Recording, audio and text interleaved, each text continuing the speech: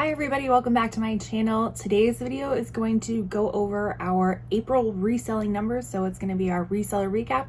So if that is something you want to watch, then please stick around. Alright, if you are new here, welcome. My name is Catherine and I am a beauty and reseller enthusiast. So those are the things that I like to talk about on this channel. If that is something that aligns with what you like to watch, then please consider subscribing. This is a series I do every month that basically recounts all of my reselling efforts for throughout the whole month. I give you my highs, my lows, all the in-betweens.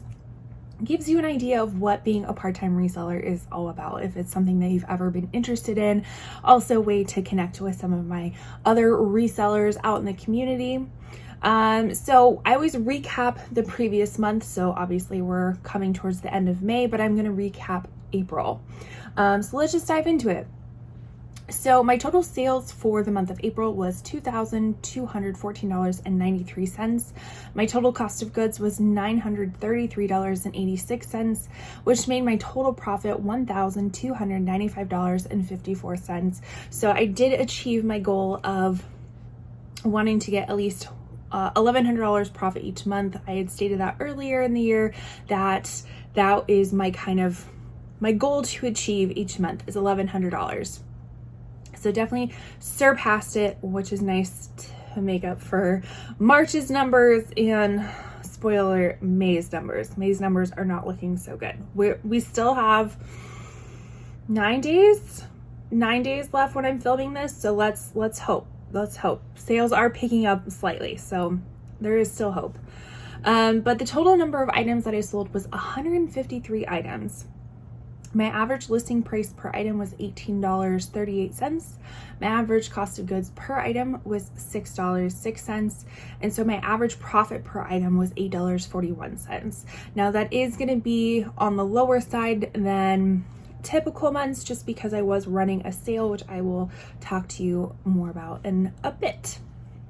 And then my average days to sell was just shy of 90 days. So I always like to report how long it takes for an item to sell once I list it to it actually being sold. Kind of gives you an idea if you are more of a seasonality type of shopper or buyer, I should say, of when is a good time to list your items. But I sell things all year round, so it doesn't really matter. So I do sell on a lot of different platforms. So I always like to kind of give a breakdown of how many items I sold per platform. So for eBay, I did sell 5 items. Mercari, I sold 4. Depop, I sold 3.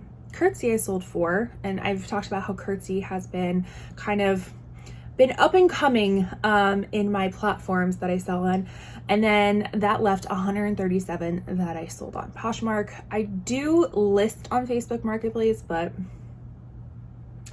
I don't even remember the last time I had a sale on Facebook Marketplace. All right, so then I always like to go into my lowest profits and then we go into our highest profits.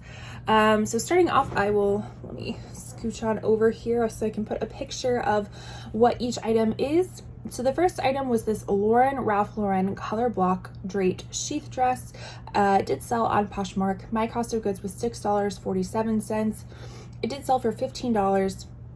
I profited $5.53, and it did sell within 179 days of the first time listing it, and I did receive an offer from the buyer on that item. My next item was this pair of Steven by Steve Madden Grease slide sandals. They did sell in Curtsy. My cost of goods was $3. They sold for $24 and I profited $8.15. Why the profit was so low is because on Curtsy I do offer free shipping on there, and it was just the sandals were a little bit heavier, so that brings it up into a different bracket. I may have to reconsider what I offer free shipping on Curtsy, so I have to just be more mindful of that. But they did sell within the first time listing them, 133 days within the first time listing it. So I did receive an offer from the buyer, like I said, free shipping, sold them, shipped them, never really heard anything back from it. And then all of a sudden I'm looking on my Curtsy and I see like my rating has gone down from a 5-star rating to like a 4.6. So I was like, well, that's odd. And so I looked at my rating and I got a 1-star rating from this person. And I was like, well, let me investigate a little bit further. They never received the item. So they gave me a 1-star rating without ever receiving the item, basically stating like ship time or something like that. Well, I looked at the tracking history, and it showed that it was being rerouted back to me because of an insufficient address. I have gotten them back. I already got paid for them, and there was no like case opened or anything like that. Like literally no communication whatsoever, except a 1-star rating that I had to do an investigation on. So I actually, what's nice about Curtsy is that you can tap on your rating and you can dispute a rating. So I just basically said, hey, it's kind of unfair. I'm being rated on something that they provided an incorrect address. So can you please look into that? They're like, yep, all done. We've removed it. And I was like, that's pretty nice. So anyways, I still made $8.15 on it. And you know what? I'm just going to resell them. I'm going to relist them and resell them and hopefully make more money. And that would be great. This next item is this pair of native Jefferson in Jiffy Black Shell White little like they're almost like the croc material little slip-on sneakers. I did sell them on Depop. My cost of goods was $4. They sold for $17.40 and my profit was $10.20. They did sell within 213 days of the first time listing them, and I received an offer from the buyer. And I also like to, I boost my items on Depop, so I kind of keep an account of how many are boosted and unboosted. And this one was actually not boosted. So I didn't have to pay that extra 8% boosting fee, which is nice because that eats into your profits. My next lowest profit was this Zaya Active Red All-Star Bra. It sold on Poshmark. My cost of goods was $5.71. It sold for $24, so I profited $11.47. It sold 82 days within the first time listing it. And it was an offer sent from me or Posher VA for 20% off. So that's always nice getting, having those offers just automatically getting sent out and then being accepted. So that is awesome. And then my lowest profit was this Ann Taylor herringbone pleated skirt. It sold on Poshmark. My cost of goods was $6. It sold for $22. My profit was $11.60. It sold within 33 days of the first time listing it, and it was an offer received from the buyer. So while we transition into my highest profits, I did actually do my makeup this morning. All of the makeup that I am using or that I have used, I will link down below in case you're curious to know. So now let's get into the highest profits. So the first one was this Stuart Weitzman snakeskin espadrille wedge sandal. It did sell on Poshmark. My cost of goods was $7.43. It sold for $60. My profit was $40.57. It sold 64 days within the first time listing it, and I did receive an offer from the buyer. The next item was this pair of driftwood Colette embroidered straight crop jeans, really cute with like little Southwest embroidery on them. Sold on Poshmark for $7.75. I'm sorry, my cost of goods was $7.75. It sold for $68. So I profited $44.63.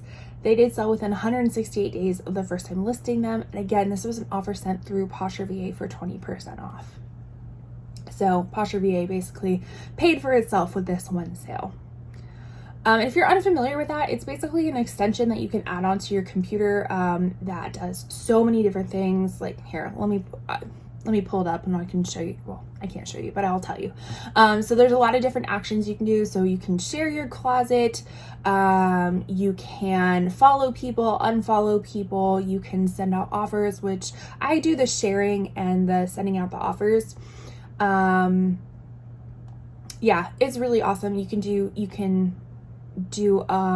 send bulk offers. You can do bulk pricing updating. So say for instance, you reduce all of your prices for a closet clear out, then you can actually up your prices again all in one. An activity returner. So I do, somebody shares something from my closet, I share a few items from their closet. So it's just an automated tool. It's really great. I was in the category where I got to pay for a yearly subscription, and I don't think they offer that anymore. But if you are interested in checking them out, I do believe you get 2 weeks free, like a 2-week free trial. Definitely consider using my code down below. It helps you get a discount, helps me get a discount. So it is a win-win situation. And I've been using it ever since it came out, and it's amazing. It pays for itself every month for me personally. All right, so moving on to the next item was this pair of Sergio Rossi navy suede almond toe pumps. They did sell on eBay. My cost of goods was $5.43. They sold for $70 plus shipping, which ended up being $88.05. So I profited $55.56. They sold 86 days within the first time listing it, and I did receive an offer from the buyer, and it was a promoted listing, so I do have to pay that additional whatever percentage I opted to put to promote it. And then rounding out 2 more high-priced items, the first one being this Corral Boots Eagle Sequin Inlay Snip Toe Cowgirl Boots. Really cool little boots. These actually sold on Curtsy. My cost of goods was $9.22. They sold for $85. So I profited $55.56. Oh, okay. So those two kind of were the same. They were both $55.56. Interesting. These boots sold 62 days within the first time listing it. And then I did receive an offer from the buyer. And again, I use free shipping on Curtsy, or I provide shipping on Curtsy. So it eats into my profits a little bit. And then the very last item, the highest profiting item for this month, was this Patagonia black neoprene half zip long sleeve pullover. Sold on Mercari. My cost of goods was $18.53. I actually did source this on Poshmark. I sold it for $80. My profit was $61.47 because Mercari no longer takes out fees, which is awesome. And it sounds like they're reversing their return business again to where it was before, where you can't return for any reason, but then they haven't talked about like putting fees back in. So this might be like a win all around for sellers. That would be awesome. But this particular item, I had listed it over 5 times, or relisted it over 5 times. But when I did relist it that last time, it sold within the day. I did have to take some new pictures because the original pictures just kind of looked a little bit blown out. They just weren't super consistent with the way I photograph now. So I did have to put a little extra work into it, but once I relisted it, it sold within the same day, which is pretty awesome. And I did receive an offer from the buyer. So not only do I like to talk about my highs and lows single items, I also like to talk about highs and lows of bundle items. So this month I did do my quarterly sale again. Well, it's gonna start being a quarterly sale. So if you weren't here in what month would it have been? It would have been my January reseller recap. I'll link that video up in the corner for you, because I did the exact same sale, which was super successful, which is hence why I did it again. So it does take a lot of work up front, but I do think it's worth it to clear out a lot of items, which is the whole idea of it. And so how I do it is I use my existing sale links or sale listings that have people who like them, so I can drop prices and notify all those people. I use the My Shopper function of it all. And so the actual sale is that each item, I go into the title and I change or I add in my lowest, the lowest I would take for this item when it's bundled. So for instance, you'll see the first bundle I'll just talk about right now. It was an item of a msha.ke black knit jewel tunic, and then a soft surroundings Port Royal orange tunic. So my cost of goods was $8.47. It sold for $15. So I can't quite remember, but in the picture it will show. So one of them I think was $10 and the other one was $5. So when you add those two together, you get $15. That is the lowest I will take for that bundle. So my profit was $3.53. So yeah, that is on the low side, but you rinse and repeat that multiple times and you're getting rid of a lot of items while also making a small profit on it. It adds up. So my highest profit, this one kind of totally negates the sale. So we'll just talk about the items first. It was a pair of Zaya Leopard Brilliant Scrunchy Wet Leggings, a Vibin Austin Graphic short sleeve t-shirt, pair of Croc Cypress Ivy sparkle leopard heel, and then an Asher Python print bodycon midi dress. So my cost of goods was $18.44. You'll see in the picture that these items were like, you know, $10, $5, whatever. This person could have offered what the prices were in the parentheses and gotten this bundle for much lower. I advertised to this person, hey, this is what you can do. And they still opted to make an offer of $148, which was much higher than what I would have been willing to take. Not complaining about it, but some people just don't read.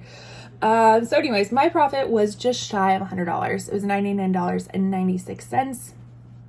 Again, I'll take it. I'm not complaining over here. Sometimes I get baffled. And then you'll see in some of these other items that are just single items, they paid for more than, like, if they would have bundled 2 items and done the bundle price sale, for the clearance sale, they would have gotten that item for so much cheaper. But you know, I don't know. That's what I'm saying. To each their own. Let's just say that. I'm still happy I got more money out of that, but whatever. I don't remember there being any returns or cases, minus the shipping thing that came back to me that I'm just literally going to resell and make more money on. I had one same day sale, which was that Patagonia pullover that we talked about earlier. I had 10 items that sold within the same week of listing them. No full price sales, 3 sales using Posh VA sending out 20% offers. My original sale of the 2 for $36, I wasn't running that because I was running my clearance sale. I did receive 28 offers from buyers and I sent out 31 offers if I counted them correctly. And then promoted and boosted versus not. So on eBay, I had 4 sales that were promoted, 1 sale that was not. And then on Depop, I only had 1 sale that was not boosted. And let's see, which doesn't make sense because didn't I have 3 sales on Depop? Yeah, so maybe some others were boosted. Maybe none of them were boosted. Maybe I just didn't do a very good job of counting. That's probably the case. So I always give some notes for myself. So again, the sale, I think that is something that I'm going to do quarterly, just to really thin out my inventory. And historically, this is another month that I achieved over my projected goal of $1,100. So we'll just keep it going and see if it works. I do use all of the features that I can. So I have a sale listing that explains the sale. So I'll reduce the price for everybody who likes it. That will notify them of that. I use the My Shoppers and I actually do it for, like you can keep scrolling and I will scroll for about a year's worth of people who have engaged in my closet. So you get a really big range, of people to notify. Some people don't like that, and I understand. I get a little bit annoyed too when I receive messages from the same person a lot of the times. So I try to not utilize that feature as often, but I think quarterly is pretty okay. And so then I will just say, hey, it's very generic, like I'm having this sale. Please look to this sale listing. It explains everything. And then anytime somebody likes an item, I share that to a bundle and then I share the sale listing to the bundle so it explains it. So, try to use all of the tools that you can with the platforms that you have. I feel like Poshmark is the one that is most interactive with that, which could be a good and a bad thing. Like sometimes it's just a lot of work for a sale, but sometimes the more tools that you have, the happier the algorithms are that you're using them. So I don't know if that has anything to do with it. But then I said earlier that sometimes it doesn't really matter if you're running a sale. People just want things when they want things and will pay full price, will pay 20% off. So I keep all of my other discounts going on too, you know, just because you never know. Somebody might just want it 20% off, one item for 20% off. To keep the algorithms happy, I was continuing to list during this time, but instead of listing new items, because I was really wanting to get rid of old items, I just relisted old items to all of the platforms. So, I was in a swing of listing just new items this past year. So I didn't really relist too many things, but because I didn't want to do that, I really wanted to focus on the items that I already had listed.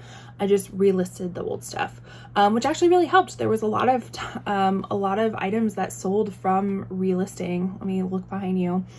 Yeah, because I kind of color coordinate how many times I've relisted stuff. I mean, I have so it goes. It's in Excel. So a cell will be clear if it's been 1 time, 2 times is green, 3 times is yellow, 4 times is red, and then gray is 5 times or more. So I have a whole mixture of stuff. I have grays, I have greens, reds, yellows, more grays, reds, greens. So like I got rid of a lot of items that had been listed for a really long time. So I was very excited about that. Which was the whole point of this sale, is to get rid of those items.